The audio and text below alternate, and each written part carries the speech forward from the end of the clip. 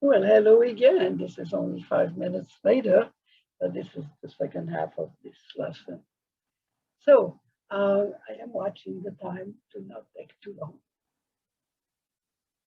So again, just to remind you, I'm Dr. B, Dr. Boskowitz, and I'm teaching the I Want to Be Me course. It's based on the guidebook here and on the workbook, which I've been going through with you very carefully in little 15 or 20-minute pieces on Facebook.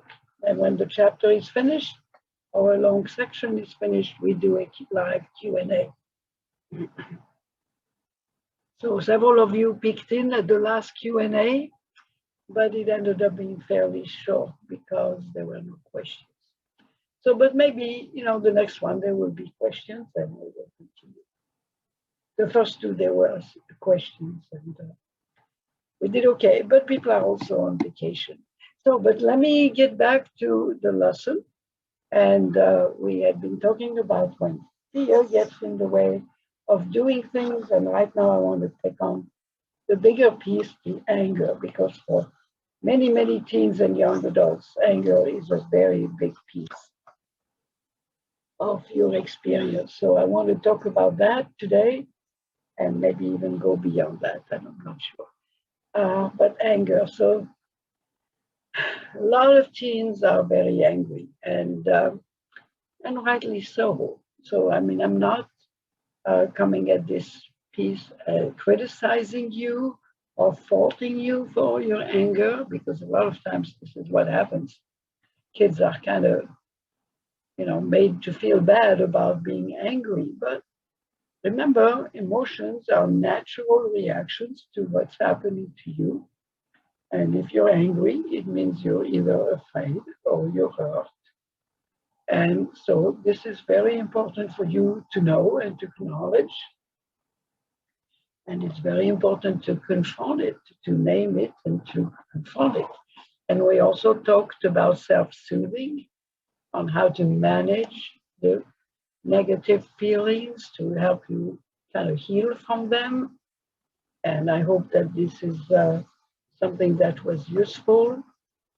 And in this one, in this part of the book, I try to talk about the reasons for your anger, because if you're angry, there are reasons for that. So, excuse me.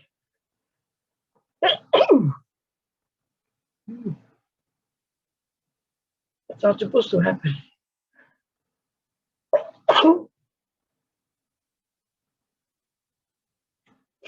That's not supposed to happen. I just sneezed twice. We'll try to cut it out later. So, um, so what are the reasons for you to be angry? And I cut it up in little pieces. And the first one is angry at the school. Why would you be angry at the school? You know, maybe because of some peers, some things happening with peers, that you're being bullied by schoolmates. What can you do about that? Would you report it? Would you fight? Would you ignore it? What will you do? Can you keep your own goal in mind and just move past the bullies and go forward with your goal? That, of course, would be the ideal, but there are many. It's not so easy. So next, are you angry at school because you feel you can't succeed? You're behind. We talked about how to catch up, and that a lot of it is your responsibility. Some of it is the schools, and that's why they offer after school and preschool, and you're afraid to go to these. You deserve them. They're for you. They're not for the teachers. The teachers are adding them on as a special gift to you. So could you work harder? Could you get the help that you need? Could you go to after school or before school program? Can you keep your goal in mind so to keep moving? Have the courage to do those things. So this has to do with fear. Sometimes kids feel that they're not popular. Everybody else is more popular than them. So there I would ask, remember the part in chapter 2 where we talked about How do you treat others? What are the 7 important ways that are important, 7 qualities that are so important, essential to relationships? And what are the 7 attributes that really destroy relationships? So, are you usually friendly with others? Or do you let your anger get in the way and you're irritable and unfriendly, or maybe mocking, putting them down? That doesn't lead you to be popular or to make friends. Are you a leader or a follower? Can you go along at times? Can you lead at times? Can you make yourself available? Maybe you're a loner and you kind of hold yourself to the side. Can you look at your qualities on the identity scale and see what might need a little improvement? And can you see what needs to improve? So these are still things about looking inside of you. The anger is inside you, of course, maybe caused by other things, but it's up to you to cope with it and to find ways to cope with it. The next section is about being angry with parents, caregivers. And let's start by identifying why you're angry. Do they treat you well? Are they fair with you? Are they kind? Are they helpful? Do they take care of you? That is their responsibility. Do they provide a good home, a safe home, a stable home where there is enough food? Not always. That certainly could be a reason for being angry and unhappy. Do you have a place to sleep, to do your homework? Parents often do their very best, but that doesn't mean that they always succeed. What are your responsibilities at home? Are there too many chores or maybe not enough? You feel like you're being treated like a kid. You don't have a role in the house. Are there large problems at home? And this is a question I always ask, teens that I worked with and that are very important. Who can you talk to? Who can you go to for help? And, I have a list of who do you go to for help? Can you go to a relative? Can you go to a neighbor that you trust? Counselor at school, they're there for you. A psychologist at school, a counselor will often refer you to a psychologist at school to help you figure out some emotional issue. And again, this is for you. This is provided for you. Don't be too afraid or embarrassed to use it. A church leader or other trusted person. Helpers in community shelters. I worked in community shelters with kids who either ran away or were brought to the shelter by their parents because there were too many conflicts. In any case, the shelter was there to help them repair the work with the families. Often successfully, not always. There is foster help, which is again for you. It's not ideal, it's not your first choice, but a lot of times it's the best choice still. And finally, I say, if things are very rough, have the courage to get help from CPS. And the way you do that, short of calling the police, is to talk to a counselor at school. Let them know what's going on for you. So, and it is important and it is your responsibility in that nobody else can do it for you. If your home is abusive, if it's uncomfortable, if you're in a lot of distress, no one else can do that work for you. So it's up to you to ask. I know it's tough. It can be very tough. I do remember a 12-year-old girl who came to see me. I was the psychologist at school, and who revealed how difficult things were for her at home with her siblings. She had 3 or 4 younger siblings. And it was definitely a reason to call in CPS, and they were all removed from the house, from the family, to be in a safe place. I do not know what happened after that, because then the schools, we unfortunately couldn't really follow them very long. I was a crisis counselor. So, but it was a very big first step, and I've always admired that 12-year-old girl for maybe saving the life of her brothers and sisters. So I want to go into a more philosophical approach about how some teens are angry with society and the world, and rightly so. I'm still not faulting any teen for being angry. If you're angry, it's a normal feeling. There is a reason for it. Yeah, I mean, I wrote this is a real and difficult issue, one that often needs adults to intervene. Unfortunately, it takes a long time for change to come about.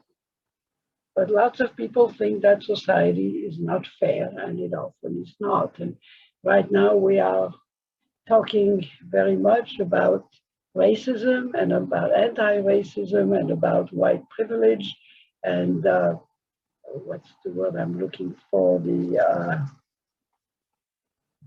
not universal, but um, white privilege, which relates to uh, very large inequality in society, that the whites have a lot of privilege and the uh, diverse minorities do not have that privilege. And this is institutional racism. That's the word I'm looking. It's been built this way for a couple of 100 years now in the US. And many of us are rebelling and asking for change and voting for change and looking for change, seeking justice, avoiding prejudice and racism. But it is a challenge and it is an uphill battle. And unfortunately, it will take time. But as you know, people are rebelling and they're marching in the streets, demanding justice, and this is good. There are groups that can help. And you can't steel yourself against injustice and keep moving ahead. This is a time when you need courage. You need to realize that it will take a long time, and you can just take care of yourself as best as possible and realize that change is happening. And if you request help from the school, they owe it to you in terms of academic help and counseling help, and it's up to you to get it. And finally, a lot of people, not just teens and young adults, but are angry with God. They think it's unfair that people should have such challenges, that there are rich people and poor people, and that there are too many things that are against them. But it is essential to respond to these challenges. So many people have succeeded despite great challenges, or maybe because of them. They went full steam ahead, convinced of their power to overcome. We call them heroes, but everyone can be a hero. Become your own hero, and you'll soon find yourself a popular leader. In the book, in the guidebook, I've written about, what's her name? Obama's wife, whose name escapes me at the moment, who has done so much and who went through so much, who started out in a very poor family with parents who believed in themselves, believed in their children being able to move forward. And I write quite a bit in the book about parents who come to this country, immigrants, myself included. My parents brought my sister and I to this country when we were much younger, and worked like heck to make a good life so we could go to college, public college, free college. Back in those days, it was lovely. I don't think I could have gone to college if it wasn't free. But my parents worked hard for that, and I did too. It was free, but it was very competitive. You had to earn your entrance and keep it up, and it was well worth it. It allowed me to make a better life for myself and eventually to help my parents. at least my mother, after my father had died, and I had some money to be able to help her. And it felt good, and it's important. Yeah. People come to this country. I think people want to come to this country because, as hard as it may be, as much racism and discrimination there is, it's still, the opportunities are still there. You just got to keep looking for them and believe in yourself and believe that you can find them, because you can. So I am going to go through one more piece of this before we quit for today. It's about disabilities. So this is an external obstacle, but this is one. Disabilities are things that a lot of people have, and they do have to learn to cope with them. It may not be fair, it may not feel fair, but we all have something one way or another. It's nobody's fault, it's just the way it is. So here I want to encourage you to look at your own situation. I'm looking at the book here rather than sharing the screen. Are you getting the support that you need at home? Are you getting help at school and in the community? Are you able to provide yourself your own encouragement and support when it's difficult? And when I'm talking about disabilities, I'm talking about reading and learning disabilities, math disability, maybe ADHD and attention issues, dyslexia, social behavior issues that need help, physical disabilities. The schools offer, and the community offers a great deal of help towards, helping the field become more even. If you have ADHD, you have special privileges at school to help you perform. Take advantage of it. There is special education. That's all they do, is identify who needs extra help and what help they need, and they provide it. So, it's essential to take advantage of it. This is just to even the playing field. So, and I'm talking a little bit about public and private medicine, which are for all or almost all. This, as you know, this is a difficult thing in this country, but we do have public medicine and private medicine, but often the services are very different.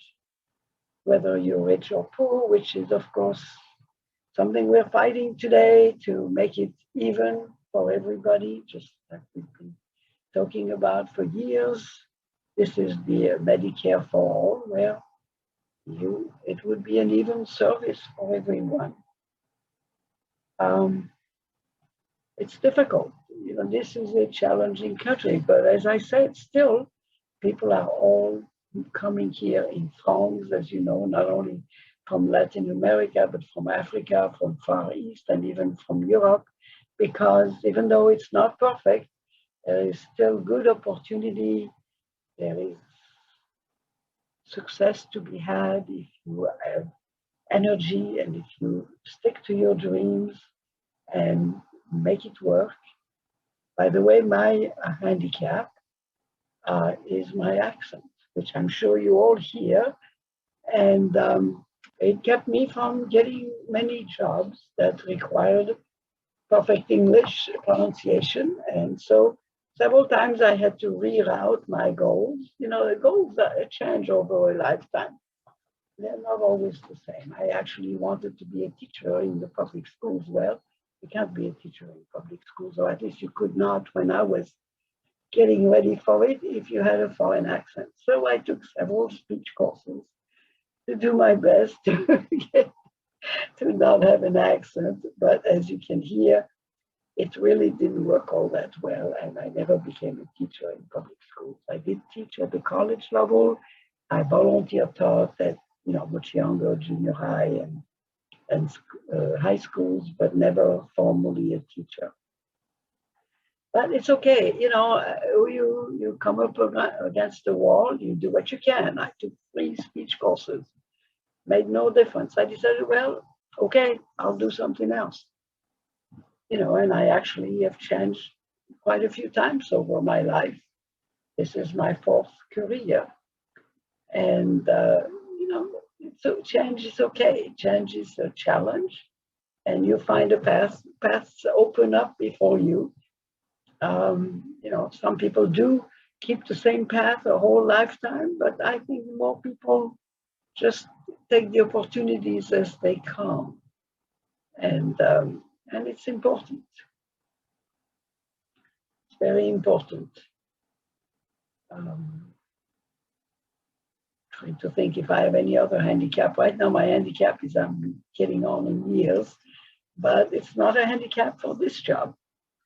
So that's okay. It was a handicap for being a psychologist because it was hard for me to work the whole day and not get way too tired. So I'm working very part-time doing this and very happy with it.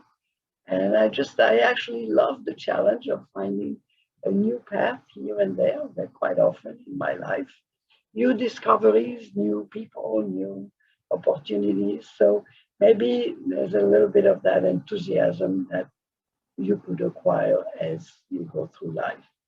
So again, I talked quite a bit, and I hope this is useful for you, and I will see you again very soon, continuing in chapter 3.